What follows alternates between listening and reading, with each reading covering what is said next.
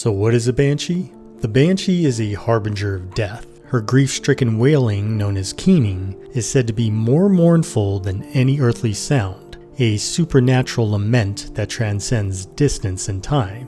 What it signals will often make a person's heart skip a beat. Hearing that mournful keen means that a family member is about to die, or has died already. The banshee in Irish means woman of the fairy mound. She hails from the Sidhe, ancient burial sites tied to the Tuatha De Danann, a mythic race of magical beings who retreated underground when the ancestors of the Gaels, the Milesians, took Ireland. From these mounds, the fairy folk emerged. Known as the East Sidhe, some are found to be benevolent, while others are simply terrifying. The banshee is neither monster nor ghost, but a messenger, a mourner, and a warning. The banshee's form is fluid, shaped by region and tale. Some see her as a pale young woman with flowing red hair and a white dress, sometimes flying as she cries out in sorrow. Others describe a veiled crone, hunched and weeping, usually beneath trees. She may appear combing her hair with a silver comb, an omen so feared that finding such a comb was considered a death sentence. Her eyes are red from her endless crying.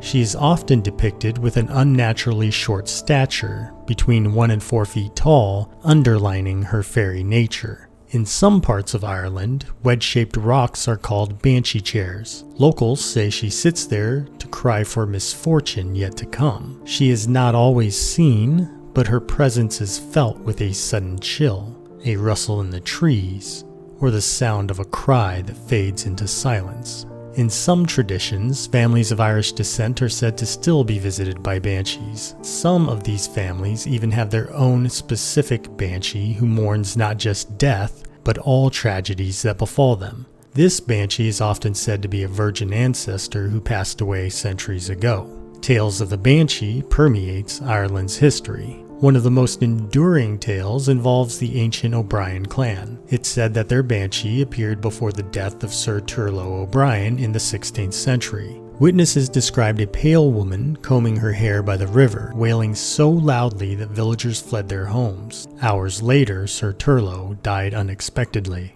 Another was recorded as happening in 1642. While visiting a castle in Ireland, the Lady Fanshawe was awakened by a piercing scream. She saw a woman with red hair in a white dress outside her window, crying and wringing her hands. The next morning, she learned that a relative of the castle's owner had died during the night.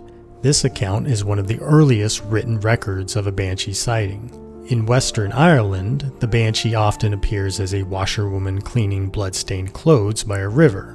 One story tells of a man who tried to speak to her, only to be struck mute for the rest of his life. The clothes she washed were said to belong to someone who died in battle days later. The O'Neills, another noble Irish family, were said to have a banshee who appeared before every major death in the lineage. Her cry was so distinct that family members recognized it instantly.